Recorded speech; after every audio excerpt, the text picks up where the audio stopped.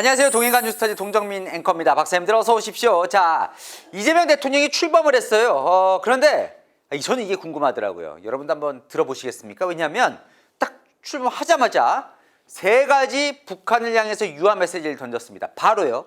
대북전단 살포하는 거 이제 막고 살포하면 처벌하겠다고 나섰죠. 대북 확성기 윤석열 정부가 작년에 이제 다시 9.19 남북 군사합의 이제 무효되면서 척척 북한을 향해서 확성기 하던 거 중단시켰습니다. 그리고 동해에서 떠내려온 북한 어민 4명을 조속히 북한으로 돌려보내겠다라는 거를 의견을 밝혔어요. 자, 그러다 보니까 딱 떠오르죠. 일로 가려나? 김정은과 만났던 문재인 정부로 가려나? 라고 요 한 대목이 궁금하고, 그러면 이재명 주변에는 어떤 사람들이 이 남북관계 외교안보를 짜고 있나 봤더니 지금 이 논쟁이 붙어 있죠. 이재명 대통령 주변에 자주파와 동맹파가 나눠져 있다. 둘이서 힘겨루기를 하고 있다.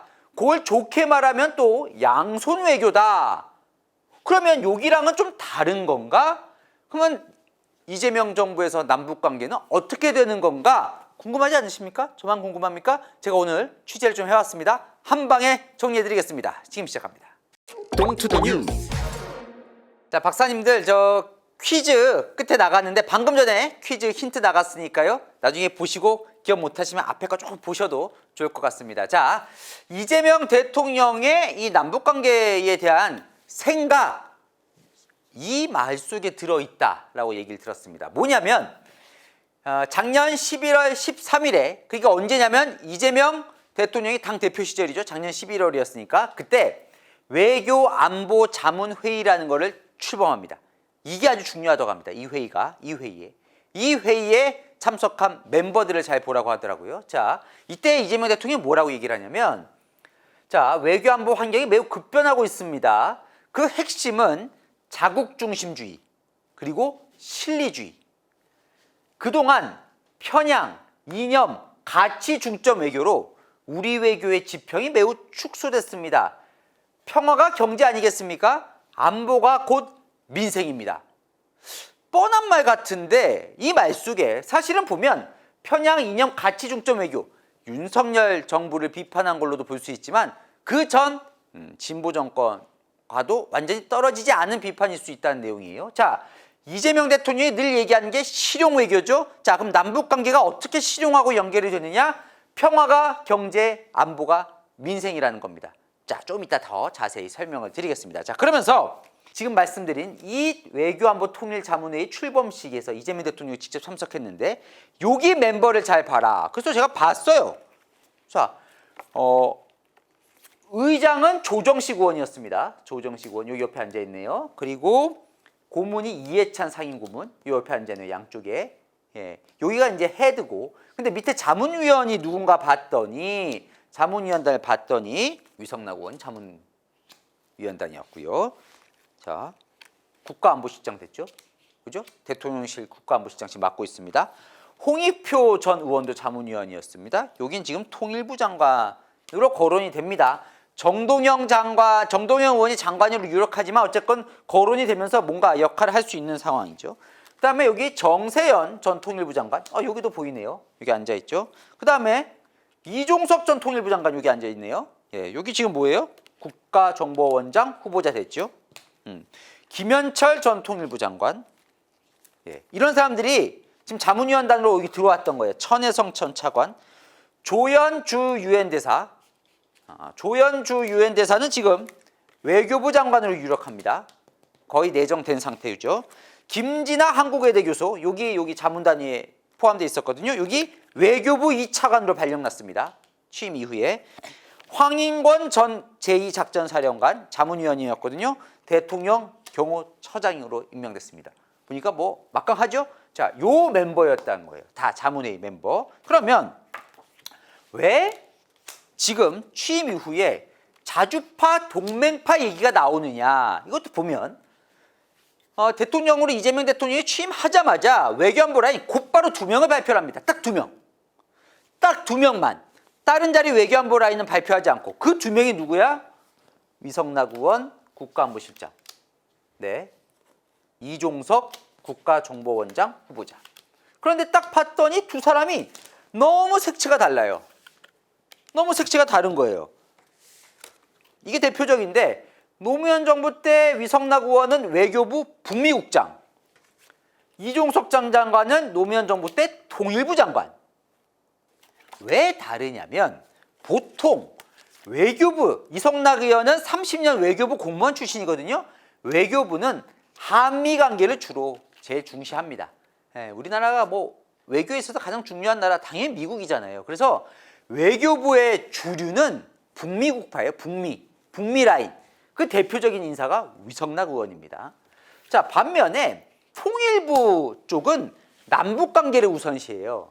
근데 보통 남북 관계를 빠르게 속도를 내면 미국과 약간 갈등이 벌어진 경우가 많았습니다. 왜냐하면 남북 관계를 푼다는 건 북한의 이 핵 개발과 연결이 되어 있기 때문에 미국은 북한 핵 개발에 상당히 예민하잖아요. 그러니까 제재하고 막 이래야 되는데 남북 관계가 달려가면 좀 엇박자가 나기 때문에. 그런데 통일부는 보통 남북 관계를 중시하죠. 그러니까 통일부 라인과 외교부 라인이 각각 수장이 양쪽에 있는 거예요, 지금. 그러다 보니까 동맹파, 자주파가 나오는 거죠. 조금 더 자세히 말씀을 드리면 이 자주파의 흐름은 어떻게 되냐면 김대중, 노무현, 문재인까지 박지원 의원이 스스로 얘기를 하더라고요. 6인회라고 얘기를 하는데 그 6명이 누구냐? 임동원 전 국가정보원장, 정세현 전 통일부 장관, 문재인, 그리고 외교안보 특보였죠. 이종석 전 장관, 서훈 전 국가안보실장, 문재인 시절에 박지원 전 국정원장. 예. 여기 딱 보면 여러분 얼굴 다 익숙하시죠? 요 라인이 바로 김대중, 노무현, 문재인 이 라인의 이 진보 정권의 핵심 남북 관계를 다뤘던 인물들입니다. 주로 통일부 장관이나 국정원장. 이종석 전 장관은 이종석 국가정보원장 후보자는 바로 이 맥을 같이 하고 있죠. 그러니까 이쪽은 요렇게 좀 가죠. 한미 관계보다 남북 관계. 또 반면에 이쪽 외교부 라인. 그러니까 엄밀히 말하면 동맹파는 이제 외교부 라인, 한미 동맹을 강조하는 쪽인데 여기 보면 이제 뭐 반기문, 강경화, 요쪽 그 송민순, 요게 진보 라인의 진보 진영에서 외교 라인 담당했던 여기가 외교부 라인이죠. 한미 관계 쪽을 강조했던. 문재인 정부 때는 뭐 임종석 전 실장부터 해서 자주파가 확실히 힘을 받았었던 것 같고 노무현 정부 때도 사실은 좀 그랬었죠. 왜냐하면 노무현 정부 때 균형 외교론이라는 들고 나왔어요. 그러니까 그동안에는 한미 동맹만 강조했다면 이제 한국이 미국과 중국 사이에서 균형을 잡자. 마치 우리가 중재자 역할을 할 수 있는 것처럼 균형 외교론을 들고 나왔는데 이게 사실 한미 동맹을 좀 약화시키는 데 상당히 좀 역할을 하면서 당시 동맹파에서는 상당히 비판이 나왔었던 그때 이종석 통일부 장관이었고 그때 위성락 의원이 외교부 북미국장이었는데 이런 속에서 위성락 의원이 그때 좌천이 됩니다. 물론 이종석 장관도 올해는 못해요. 통일부 장관은 북한이 핵실험을 하면서 북한 남북관계도 경색이 되거든요. 어쨌건 이런 흐름 속에서 동맹파와 자주파 얘기가 나오는 겁니다. 자, 그런데 이게 왜 동맹파 자주파 얘기가 더 좀 불이 붙었냐면 상당히 흥미로웠는데 이재명 대통령이 대선 후보 시절에 두 개의 외교안보 기구가 생깁니다. 하나가 후보 직속으로 글로벌 책임 강국위원회라는 게 생기고요. 선대위 산하에 동북아 평화협력위원회라는 게 생겨요. 요 양쪽이 이제 외교안보 라인을 하는 담당인데 그러면 이쪽 글로벌 책임 강국위원회에 누가 갔는지 봤더니 아까 외교안보 자문회의 의장을 했던 조정식 위원장과 함께 공동위원장이 바로 이종석. 그리고 동북아 평화협력위원회를 봤더니 위원장이 누구? 위성락. 이때부터 약간 나눠져 있대 본 거예요. 그래서 여기 글로벌 책임 강국위원회 또 위원들은 누군가 봤더니 정세현, 뭐 임혁백, 서훈, 김현철.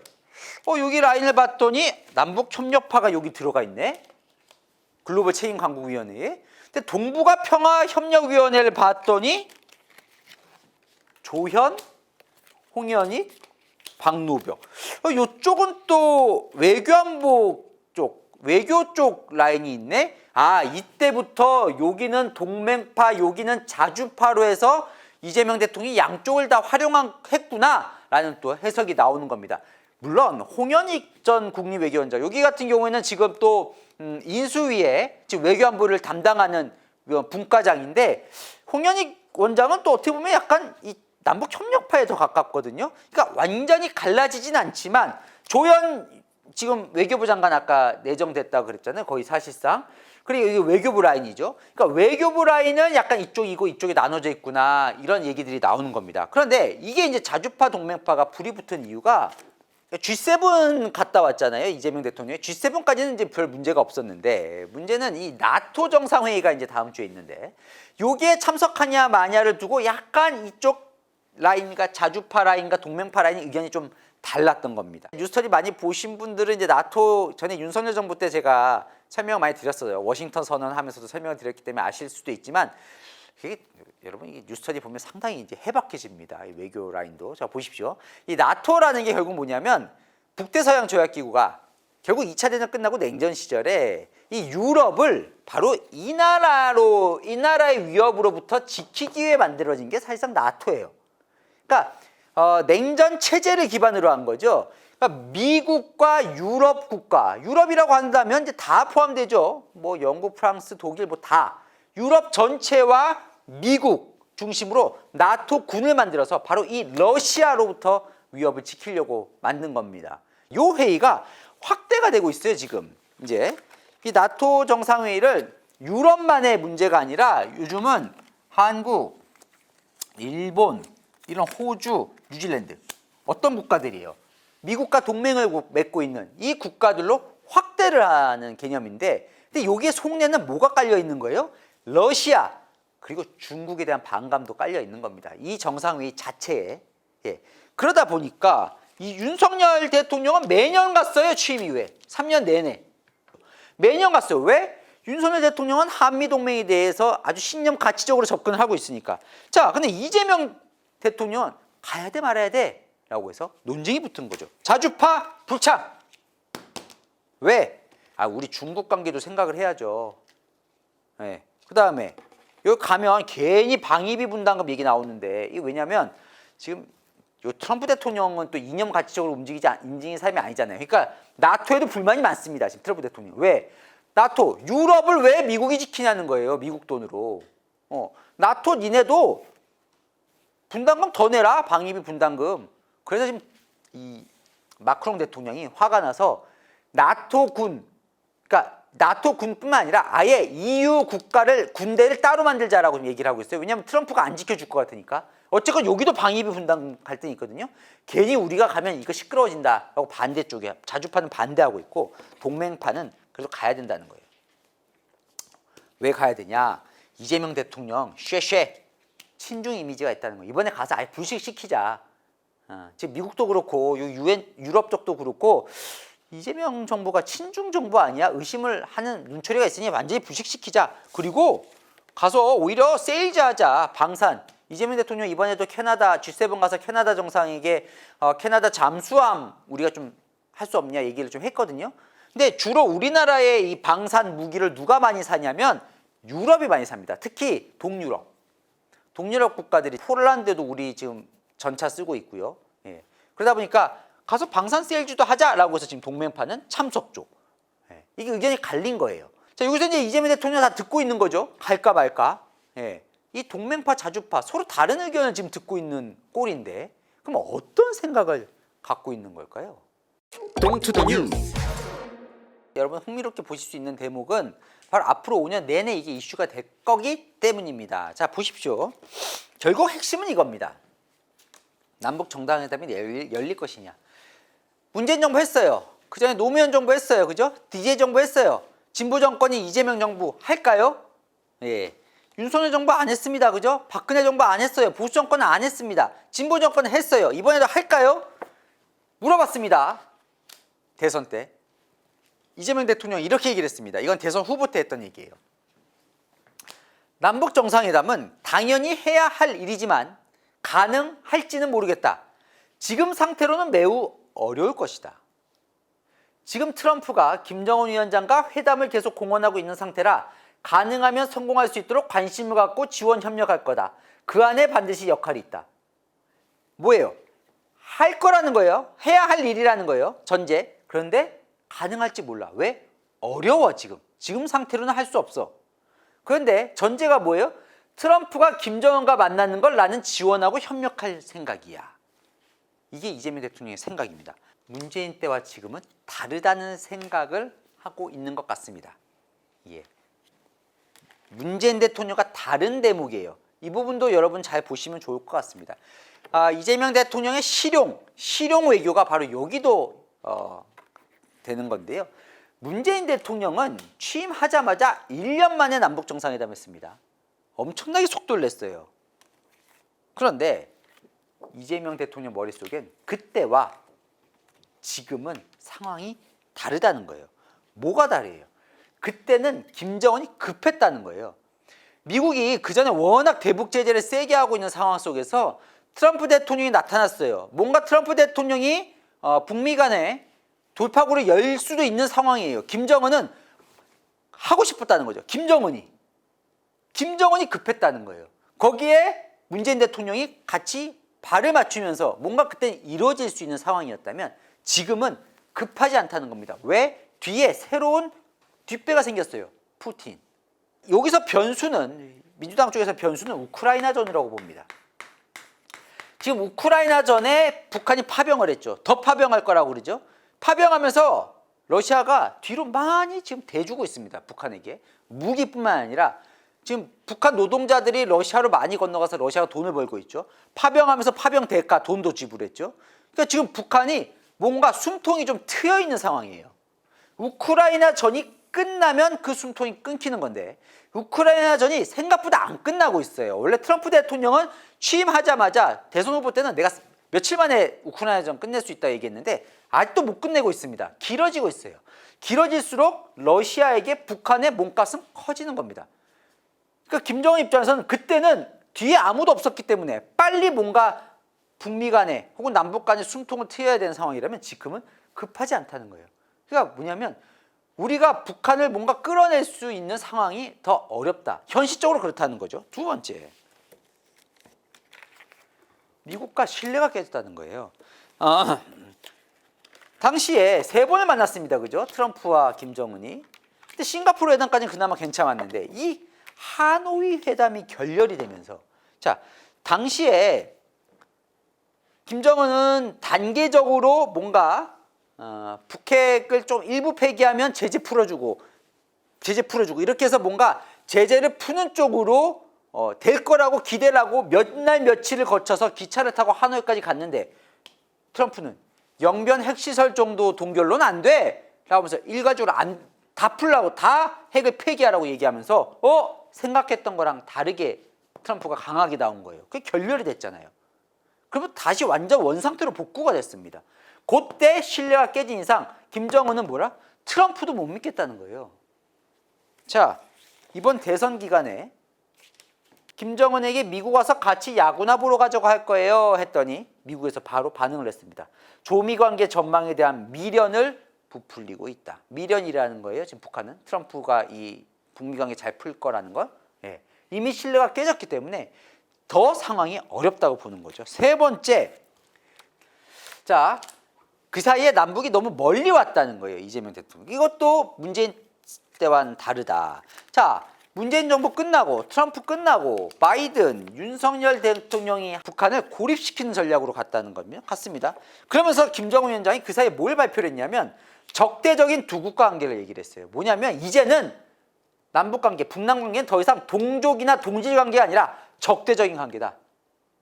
우리 민족, 한민족 이런 거 필요 없다 이제. 우린 적대적 두 국가 관계라고 하면서 헌법까지 개정을 한 상황이 왔습니다. 그러니까 지금 적대적인 두 국가, 남북 간에 적대적으로 지금 규정을 해놓은 상황 속에서 북한이 지금 당장 남북도, 그러니까 북미도 안 풀리는 상황인데 남북도 풀리기 어려운 상황. 이게 뭐예요? 지금 이재명 대통령이 머릿속에는 현실이라는 거예요. 현실. 이 현실을 바탕으로 해서 남북관계를 풀어야 된다는 거예요. 그러면 지금 이재명 대통령이 취임하자마자 지금 막 북한에 대해서 손을 내밀고 있는 거는 어떻게 봐야 하는 걸까요? 자, 그럼 이재명 대통령의 생각은 뭘까요? 1번, 일단은 복원은 해야겠다는 거예요. 자, 이재명 대통령의 남북관계 관련 공약을 한번 보겠습니다. 우리는 대북전단 안 보내고 북한은 오물풍선 안 보내고 서로 이제 그런 거 보내지 말자. 그리고 대북 대남 서로 방송 상호 중단하자. 중단했죠. 네. 그다음에 남북 연락 채널을 복구하자. 9.19 남북 군사 합의를 복원하자. 그리고는 이산가족 상봉하자. 요 정도입니다. 요 정도. 핵심은 뭐예요? 다 중단, 복구, 복원이에요. 돌아가자는 거예요. 왜 돌아가자 하냐? 결국은 이 리스크를 없애자는 차원입니다. 현재는 요 1단계 복원. 왜 리스크냐? 평화가 흔들리면 경제와 안보는 물론 국민의 일상까지도 위협받는다. 평화가 곧 경제다. 이번 6.15 선언 며칠 전에 이재명 대통령이 낸 메시지예요. 아까도 처음에 제가 말씀드렸죠. 외교안보 자문회의 출범할 때 했던 말도 거기 꼭 뭐였어요? 평화가 경제, 안보가 민생. 자, 결국 이 남북관계를 문재인 정부 때는 약간 신념처럼 했었습니다. 그게 아니라 실용적으로 리스크를 관리하는 차원으로 일단 접근을 하는 측면이 있어 보입니다. 무슨 얘기냐면 북한에서 오물풍선 내려보내면 얼마나 불안해하겠냐는 거예요. 그죠? 외국에서 보기에도. 자, 한국에 투자를 하려고 하는데 북한이 계속 오물풍선 막 이런 거 보내요. 불안하잖아요. 그죠? 그런 거 안 된다는 거죠. 또 하나, 예를 들어 우발적으로 남북 간에 충돌이 벌어졌어요. 그럼 북한에 야, 이거 우발적이야. 이거 크게 할 일 아니야 라고 얘기를 해야 되는데 지금 연락 채널이 없어요. 다 끊겼습니다. 연락 채널이. 예전에 문재인 정부 때는 뭐 정상 한라인까지 있었지만 한라인이 아니라 지금 아예 군사적인 라인도 없어요. 군사 한라인. 왜냐하면 작년에 마지막으로 뭐가 끊겼냐면 적십자 라인은 있었어요. 남북 적십자 기국끼리 통하는 그 라인도 지금 끊겼거든요. 그러니까 지금은 만약에 우발적으로 서해 동해에서 충돌이 벌어지면 북한 쪽에 너네 왜 그래? 뭐야 대체? 의도가 뭐야? 라고 물어볼 채널이 있어야 되는데 그게 없다는 거예요. 그거라도 복원을 해놔야 더 큰 걸 막을 수 있지 않느냐. 그게 뭐예요? 리스크를 관리해야 된다는 게 이재명 대통령의 생각인 것 같습니다. 그러니까 일단 빠르게 복원을 해서 남북 간의 긴장도를 떨어뜨려야 한다. 윤석열 정부에서 그걸 너무 높여놨다는 생각을 갖고 있는 겁니다. 제가 왜 이 얘기를 하냐면 문재인 정부 때는 공약이 더 적극적이에요. 육자회담 등 양자회담도 하고 다자회담도 하고 단계적 포괄적으로 북핵 폐기해서 한반도 평화협정을 체결하겠다는 게 공약이었습니다. 남북 경제통합을 우선 추진하겠다. 뭐 이런 거. 전작권 조기 완수 이런 거 공약했었거든요. 이재명 대통령의 남북 공약은 훨씬 어떻게 보면 소극적이에요. 그죠? 복구, 복원, 그 남북 협력은 이산가족 상봉을 예로 들었습니다. 이건 아주 기초적인 인도적 교류잖아요. 더 이상의 적극적으로 뭔가 경제 통합, 뭐 평화 협정 이런 얘기는 아예 공약에 없는 거예요. 그러면 이재명 대통령 그런 걸 안 할 생각이냐? 또 그렇진 않아요. 보면 뭐라고 얘기를 하냐면 이 리스크를 한반도 프리미엄으로 바꾸면 남북 모두 상생할 수 있는 미래가 열린다라고 또 얘기를 합니다. 미래에는 한반도 프리미엄. 그런데 이재명 대통령은 이 한반도 프리미엄에 있어서는 이런 생각을 갖고 있는 것 같습니다. 남북 관계가 무조건 혼자 속도 내기 어렵다. 아까 남북 정상회담 이재명 대통령이 얘기를 하면서 거기에 트럼프와 김정은의 대화를 협력 지원할 거라고 얘기를 했죠. 북미 관계가 중요하다라고 보는 것 같아요. 네. 그러니까 트럼프도 사실 지금 이제 관심이 북한으로 많이 안 가는 상황이죠. 아까 북한도 미국에 대한 신뢰가 많이 깨졌다고 얘기를 하지만 트럼프도 지금 급한 정세들이 더 있어요. 뭐예요 지금 일단 중국 문제. 중국의 핵심은 남북이라기보다 지금은 대만 문제입니다. 대만 문제. 미국은 더 발등에 떨어진 불이에요. 또 하나 뭐예요? 지금 중동 지금 이란과 이스라엘 충돌하고 있잖아요. 또 뭐예요? 우크라이나전 안 끝나고 있잖아요. 그죠? 이것도 안 끝나고 있잖아요. 그러니까 우선순위에 있어서 지금 남북관계 약간 뒤로 미뤄져 있어요. 근데 어쨌건 며칠 전에도 지금 친서를 보냈다는 보도가 나왔잖아요. 지금 트럼프가 김정은에게. 자, 이거 안 풀리고 이거 안 풀리고 이거 안 풀리면 트럼프도 돌파구로 여기부터 갈 수도 있는 겁니다. 지금 김정은과 쪽으로. 예. 그러니까 어쨌건 북미 관계가 풀려야 그 속에서 남북 관계도 풀릴 수 있다라고 이재명 대통령은 보는 것 같습니다. 자, 그래서 지난 5월 8일 페이스북에 이런 글을 올렸습니다. 북한은 도발을 통해 존재감을 드러내려는 시도를 단념하고 대화의 장으로 나오길 바란다. 지금은 군사적 긴장 관계를 해소하고 대화의 물꼬를 터야 할 때니 트럼프 대통령이 김정은 위원장과의 직접 대화를 언급했는데 중단된 북미 회담은 재개돼야 한다. 조금 이제 이재명 대통령이 어떤 생각을 갖고 있는지 문재인 대통령과 비슷한 대목도 있고 같은 대목도 있는데 근데 그러면 이게 이제 흔히 말하는 양손 외교로 이어지는 건데 정리를 해보죠. 그럼 이재명 대통령의 남북은 잘 풀릴까요? 아니면 안 풀릴까요? 어떻게 갈까요? 자, 문재인 정부가 신념과 민족으로 남북관계를 좀 바라봤다면 이재명 대통령은 실용과 안보 개념에서 지금 북한을 바라본다는 차이점은 있습니다. 그 과정 속에서 지금 동맹파와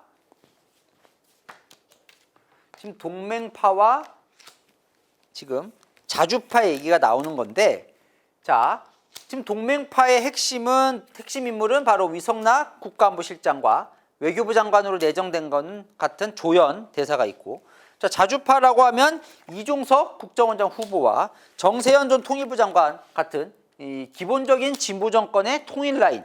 자, 이렇게 보면 될 것 같아요. 정확히 보면 동맹파 자주파보다 외교관 라인과 비외교 라인이 있는데, 이 비외교 라인은 기본적으로 아까 얘기한 진보 정권에서 이어져 내려온 바로 통일, 그다음에 학자 이 라인, 진보 학자 라인, 남북 관계를 중시하는 이 라인이 여기를 차지하고 있는 거죠. 그러니까 여기가 기본적으로 진보 정권의 힘이 세요. 계속 이어져 왔던 거예요. DJ, 노무현, 문재인. 이 라인이 있어요. 살아 있어요. 없어진 거 아닙니다. 그런데 이재명 대통령이 그전 진보 라인보다 한미 동맹에 대한 중요도는 조금 더 갖고 있기 때문에 이 외교 라인이 그전 진보 정권보다는 조금 더 힘을 받는 상황 정도로 보시면 될 것 같습니다. 그 속에서 약간 남북 관계와 북미 관계에 있어서 무조건 예전에는 야, 북미고 뭐고 남북 관계가 속도를 내야 돼. 괜히 우리 패싱 당해. 라는 그쪽 자주 라인에 그쪽에 확실히 갔다면 이번에 이재명 대통령은 그래도 북미 관계 속을 보면서 남북 관계가 속도를 맞춰야 되라는 생각을 갖고 있는 거예요. 왜? 한미 동맹이 중요하니까. 남북 관계를 치고 나가서 한미 동맹을 망칠 생각은 없으니까. 왜? 결국 실용적으로 가야 되니까. 라는 게 이재명 대통령 일단 지금 생각인 것 같습니다. 그러니까 한미 관계가 예전에는 남북 관계가 1순위였다면 진보 정권에선 지금은 한미 관계와 남북 관계가 동시에 가야 된다. 그 속에서 북미 관계가 중요하다. 이렇게 보는 거예요. 그러니까 뭐냐면 실용적이라는 건 뭐냐면 리스크를 최대한 줄이자는 거죠. 괜히 남북 관계로 승부 보지는 않겠다. 물론 나중에 잘 풀리면 북미 관계 잘 풀리고 북한이 뭔가 잘해서 성과를 낼 것 같으면 오히려 실용적으로는 남북 관계에 더 속도를 낼 수 있죠. 다른 진보 정권보다. 하지만 현재로는 리스크 관리, 남북 관계로 승부 보지는 않겠다는 생각인 것 같아요. 자, 그런데 보수 정권에서는 이걸 묻는 거죠. 좋아, 실용 좋아. 그럼 이건 어떡할 건데 이거. 요게 이제 지금 말을 하지 않고 있는 이재명 정부의 또 숙제이기도 하죠. 왜? 지금 이 순간에도 북한은 핵을 개발하고 있으니까요. 그리고 핵 개발의 수준이 거의 완성 단계로 지금 가고 있지 않습니까? 이번에 이란의 핵 개발 수준이 완성 단계로 가니까 이스라엘이 지금 폭격했죠. 지금 트럼프 대통령이 이란을 향해서 핵 포기 안 하면 정권을 교체하겠다면서 지금 벙커버스터 투입 얘기 나오고 있잖아요. 똑같은 겁니다. 만약 북한이 정말 김정은이 북한 핵을 개발하고 있는데 이 수준이 완성 단계로 간다면 그게 정말 미국과 남한의 직접적인 위협이 될 만한 순간으로 가고 있는데, 왜냐면 ICBM에 핵 태우면 미국 본토까지 갈 수 있는 거니까요. ICBM도 같이 개발하고 있으니까. 거기다 뒤에 지금 러시아가 무기 개발 지금 지원까지 해주고 있잖아요. 이 상황 속에서 그럼 북한 핵 어떻게 할 건데? 김문수 후보 국민의힘 같은 경우에는 우리가 자체적으로 핵 균형론을 이루어가야겠다. 우리도 핵을 가질 수는 없어도 핵 잠수함을 만든다든지 뭔가 핵 관련된 보호막을 쳐야겠다고 지금 얘기를 하지 않았었습니까? 그럼 여기 상황에서 지금 이재명 정부는 핵 문제에 대해서는 뚜렷이 언급을 안 하고 있는 거죠. 왜? 그냥 리스크 관리에 지금 초점이 맞춰져 있으니까. 이 부분에 있어서는 근데 계속 부담이 되겠죠. 왜냐하면 이 순간에도 북한은 핵을 개발하고 있으니까. 근데 이재명 대통령이 그렇다고 비핵화에 관심이 없는 건 아닌 것 같습니다. 이번에 시진핑 주석과 통화를 했잖아요. 처음 대통령 되고 나서 그때 얘기를 합니다. 분명히 한반도 평화, 한반도 비핵화에 중국이 건설적인 역할을 해달라고요. 비핵화 얘기를 분명히 합니다. 이재명 대통령이. 그때 시 주석이 한반도 평화는 한국과 중국의 공동 이익인 만큼 나보다 노력하겠다라고 답을 하죠. 대충 좀 정리가 되시죠? 이재명 대통령의 지금 이 남북을 바라보는 시선. 그런데 결국은 지금 얘기하지 않고 있는 이 핵 문제는 앞으로 5년 동안 또 이재명 대통령이 어떻게 풀어가느냐에 있어서. 왜냐하면 갑자기 핵실험을 해버리면 북한이 7차 핵실험을 해버리면 완전히 상황이 또 달라지는 거예요. 이재명 대통령이 생각하는 그 리스크가 완전히 극대화되는 겁니다. 지금 북한으로서 하나의 카드가 남아있는 거잖아요. 핵실험. 예, 이거 만약에 북한이 다시 미국이 급해지면 이런 걸로 또 강한 전략을 필 수 있잖아요. 예. 이런 속에서 어떻게 갈 것이냐. 일단 이재명 대통령은 현재 속에서 긴장을 완화시켜서 다운시키는 전략으로 아까 처음에 얘기했던 취임하자마자 했던 대북 방송 중단하고 대북 전단 못 보내게 하고 이런 것들은 그 긴장도를 떨어뜨리기 위한 일단 1단계에 들어간 거고 자, 2단계, 3단계가 어떻게 될지는 현재로서는 북한이 어떻게 나오느냐 미국이 어떻게 나오느냐에 따라서 더 달라질 것 같습니다. 그에 따라서 실용이라는 건 오히려 더 문을 닫을 수도 있고 오히려 진보 정권, 다른 진보 정권보다 문을 더 열 수도 있는 상황. 이런 상황 속에서 지금 남북관계, 그러니까 5년 동안 예측이 어려운 상황. 그 속에서 이재명 대통령의 양쪽은 동맹파와 자주파. 근데 뭐 둘이 의견이 어마어마하게 싸우는 건 아니라고 합니다. 왜냐하면 이미 이렇게 두 사람이 오랫동안 이재명 대통령 옆에서 호흡을 맞춰왔기 때문에 이재명 대통령이 이런 생각을 알기 때문에 양쪽 다 무리하게 자기 얘기를 하진 않고 있다고 하는데 근데 기본적으로 또 출신이 서로 완전히 다르고 뒤에 배경이 또 다르니까 언제든지 또 다른 생각을 얘기를 할 수 있을 거고 그걸 받아들인 이재명 대통령이 어느 쪽으로 갈지는 역대 어느 정권보다 예측하기 어려운 남북관계의 5년에 지금 놓여져 있다 이렇게 보시면 될 것 같습니다. 퀴즈 나갑니다. 이재명 대통령이 취임 후에 취한 대북 관련 조치는 무엇일까요? 자, 아까 제가 말씀드렸죠. 힌트가 있었다고요. 자, 1번 남북 정상회담 제안, 2번 적대적 두 국가 선포, 3번 대북 방송 중단, 4번 북한 어민을 북으로 송환시키는 걸 거부. 다시 한번요. 힌트 헷갈리시면 제일 앞으로 한번 돌아가 보시면 될 것 같습니다. 정답하시는 분은 댓글 남겨주시면 5분 추첨해서 제가 선물 드리겠습니다. 또 복잡한데 좀 궁금하다 하는 이슈 댓글로 남겨주시면 제가 소개도 해드리고 선물도 드리겠습니다. 아시죠? 평일 오후 7시 뉴스, 주말 오후 3시엔 동인간 뉴스 스터디 오늘 순서 여기까지입니다. 감사합니다.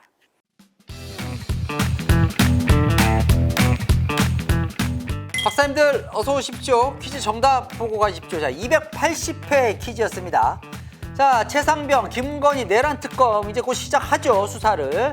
자, 그 수사 대상에 공통적으로 들어간 인물 윤석열, 명태균, 건진법사, 한동훈. 자, 정답은 1번 윤석열 전 대통령입니다. 강은관님 정답 1번 맞춰주셨고요. 백종범님 정답 1번 맞춰주셨습니다. 감사합니다.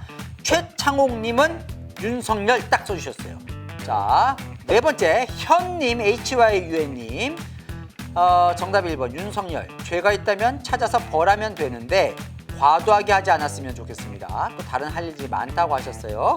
자, 마지막 당첨자님은 HA 하랑인가요? RANG22님. 이번 주 퀴즈 만점 노려봅니다. 이해가 너무 잘 돼요 해주셨습니다. 감사합니다. 정답자 당첨되신 이 5분은요 채널의 뉴스 가서 유튜브 채널 거기에 게시물 클릭하시면 선물 받아가실 수 있거든요. 아주 쉽습니다 여러분. 더운데 꼭 선물 받아가셔서 시원한 커피 드시기 바랍니다. 네, 저는 다음 시간에 뵙겠습니다. 감사합니다.